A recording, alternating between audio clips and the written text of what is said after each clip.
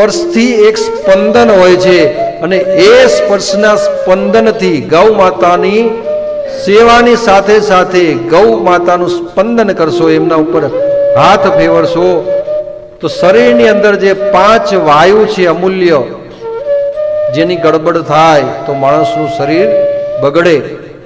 જે ભગવાનને આપણે જમાડીએ ને એ વખતે ડાબો હાથ રાખીને જમાડતા હોઈએ છીએ.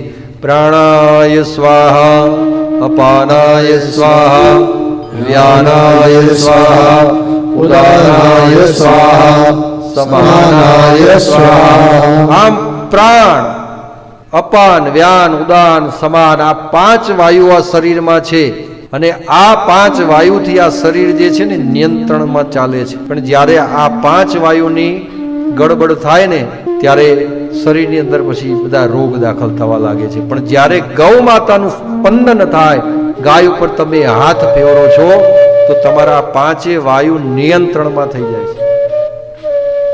ગાય માતાનું જરણ છે, ગૌમૂત્ર છે, એના જેવી ઔષધિ અને અક્ષિસ ઈલાજ બીજો કોઈ નથી. નિરંતર રીતે જો એનું સેવન કરવામાં આવે તો શરીરની અંદર ગમે એટલા રોગ હોય ને તો પણ દૂર થઈ જાય છે.